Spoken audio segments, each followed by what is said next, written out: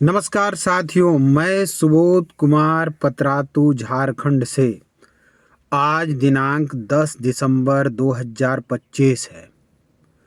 नित्य नई दिशा तय करते, नित्य नए आयाम तय करते, भारत के नए राजनीतिक माहौल के परिप्रेक्ष्य में आरक्षण के मुद्दे पर दो विभिन्न विचारधाराओं में बटे समाज के बदले मिजाज पर आज संक्षिप्त चर्चा करते हुए एक छोटा वीडियो बना रहा हूं।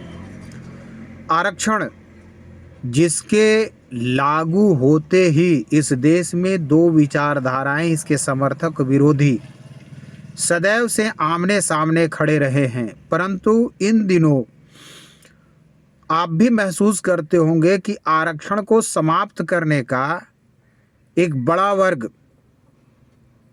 ना सिर्फ संघर्ष कर रहा है, बल्कि संकल्प यह ले रहा है और सोशल मीडिया के माध्यम से लोगों को बताने का प्रयास कर रहा है कि आरक्षण को वह समाप्त करके ही दम लेंगे। मान्यवर, इस देश में आरक्षण की सचमुच में आवश्यकता है नहीं। वैसे देश में जहां पर कण कण में परमात्मा वास करते हैं, जिस देश के दर्शन में यह निहित है कि हर प्राणी में परमात्मा है, उस देश में जात के नाम पर, वर्ण के नाम पर, हालांकि न जात भगवान या वो जो सृष्टि के रचयिता है उन्होंने बनाया, न वर्ण बनाया। जात और वर्ण ये दोनों मेरे विचार से इंसानों द्वारा रचित गठित एक व्यवस्था है, और इंसानों के द्वारा बनाई गई इस व्यवस्था के आधार पर भारत के मूल दर्शन को ठेस पहुंचाते हुए जाति एवं वर्ण के आधार पर किसी से नफरत करना, घृणा करना, उसे मूल धारा से काट कर रखना, उसके अधिकारों से उसे वंचित रखना कितना उचित और न्यायप्रिय है, ये आपको और हमें समझने की ज़रूरत है। यह भी समझने की ज़रूरत है कि आरक्षण की आवश्यकता इस देश को क्यों जरूरी है। आरक्षण विरोधी कहते हैं कि आरक्षण के कारण इस देश में बहुत सारे वैसे प्रतिभावान व्यक्ति या लोगों को अवसर से वंचित रहना पड़ता है जिसके वे हकदार हैं। हाँ, यह बात शायद थोड़ी सही है, परंतु पूर्णतः सत्य नहीं है। प्रतिभा, यदि दूसरे को आप प्रतिभा संग्रह करने का अधिकार ही नहीं देंगे, उसे बढ़ने का रास्ता ही नहीं देंगे, उसके बढ़ने के मार्ग को ही अवरुद्ध करके रखेंगे, तो आपको कैसे पता चलेगा कि प्रतिभा कहाँ छिपी थी और किसके भीतर छिपी हुई है। जिन्हें लंबे समय से खुली आज़ादी मिली और जो हजारों वर्ष से गुलामी की जंजीर में जकड़े हुए हैं, उन दोनों के कार्यकलाप में थोड़ा तो फर्क रहेगा। आरक्षण का विरोधी मैं भी हूं। मैं भी नहीं चाहता कि इस देश में आरक्षण हो, और वैसे देश में जहां पर कि जिसके दर्शन ही इतने ऊंचे हैं, जहां पर लोगों को ही नहीं, इस देश में पत्थर, पहाड़, नदी, नाले, आकाश, धरती, सबको इस विश्वास के साथ पूजा जाता है कि सभी में परमात्मा का वास है। वैसे देश में इंसान को इंसान के हक से वंचित रखना, ये कहां तक न्यायोचित है। आरक्षण का विरोध से पहले मैं आरक्षण को कहना और समझना चाहता हूं। आरक्षण वास्तव में है क्या?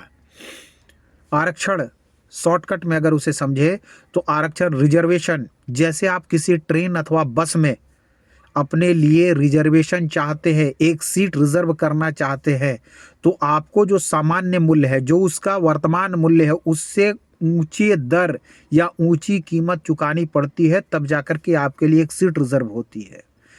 ठीक उसी तरीके से इस देश में आरक्षण उन लोगों के लिए तय की गई जिन्होंने सदियों से इस देश की परंपरा के साथ विश्वासघात नहीं किया।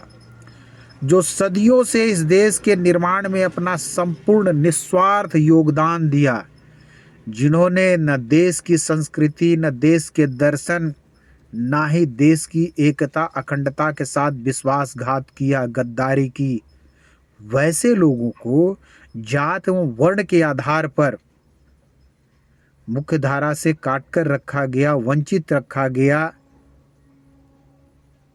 आरक्षण वैसे वंचितों को जिन्होंने लंबे समय तक मानवीय मूल्यों का कई गुना ऊंचा मूल्य चुकाया है,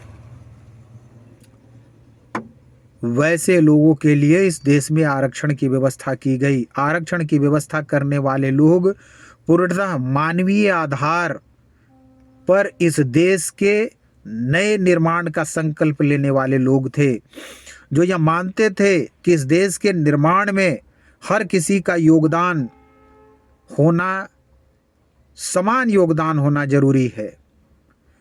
समान विचारधारा वाले लोगों ने आरक्षण की व्यवस्था की और यह मेरा अनुरोध है कि आरक्षण पर विरोध से पहले आप इतिहास पलट कर देख लें।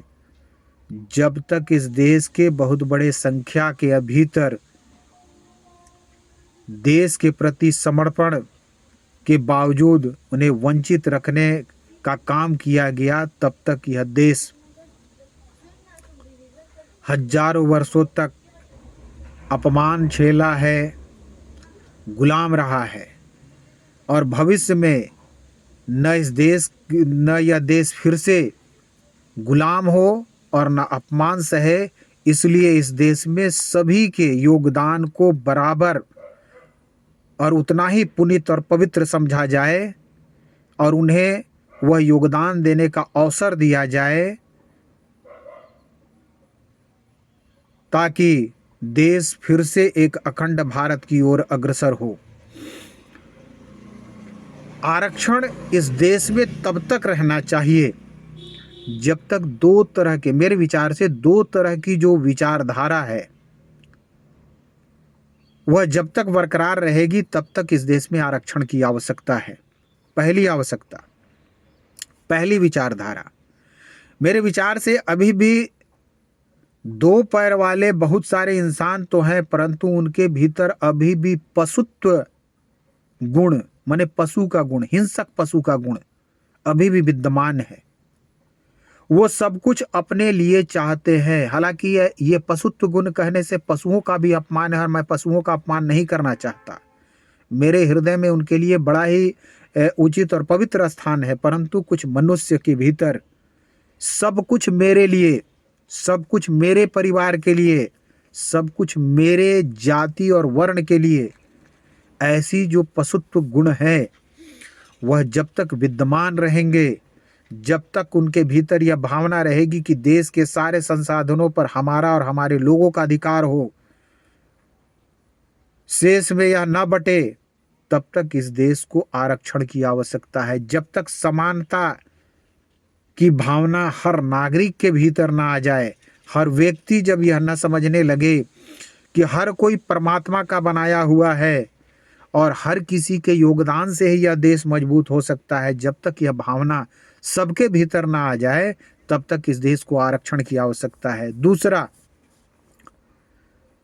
दूसरा और सबसे खास बिंदु जिस पर कि गंभीरता से हर व्यक्ति को सोचने की जरूरत है, इस देश में आरक्षण के दायरे में आने वाले 60 से 70% लोग जो ST SC OBC कहलाते हैं, वो मेरे इस संदेश को ध्यान से सुने।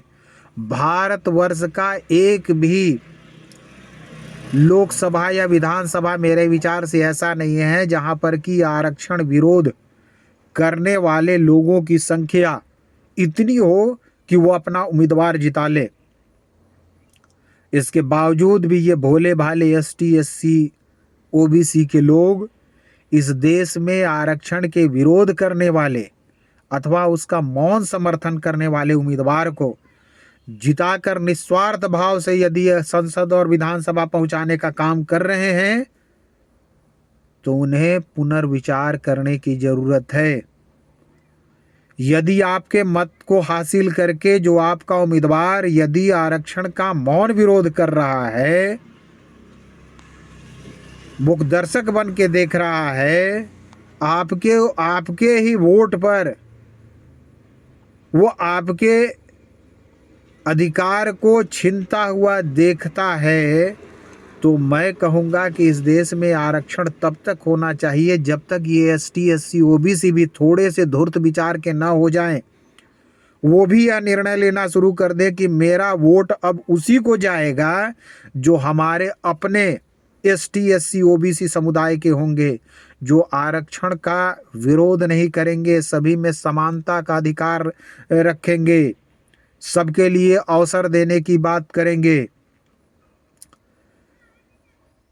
मैं अंत में सिर्फ इतना कहना चाहता हूँ कि आरक्षण पर मतभेद से बेहतर है समाज बैठ कर के निर्णय ले कि देश हित में क्या उचित है। हर चीज के दो पहलू होते हैं, दिन होती है तो रात भी होती है, कुछ चीजें ऐसी होती है जिसमें अच्छाई और बुराई दोनों होती है, परंतु किसका प्रतिशत ज़्यादा है उसे देखना होगा। यदि आरक्षण से देश में एकता, अखंडता बनी रहती है, यदि सामाजिक सौहार्द बना रहता है, यदि देश की प्रगति में सब लोग बढ़ चढ़ के हिस्सा लेते हैं, तो आरक्षण का होना अति आवश्यक है। यदि सभी को समान अवसर मिलते हैं तो आरक्षण का होना अति आवश्यक है। मेरे इस छोटे से वीडियो में को बनाने का मकसद यह बिल्कुल नहीं कि मैं किसी के हृदय को दुखी करूं, मैं किसी के पक्ष और विपक्ष में नहीं, मैं वर्तमान परिस्थिति को ध्यान में रखते ही वह छोटा सा वीडियो बनाया हूं। और फिर अंत में देश का जयकारा लगाते हुए अपने संबोधन को समाप्त करता हूं। भारत माता की जय, वंदे मातरम।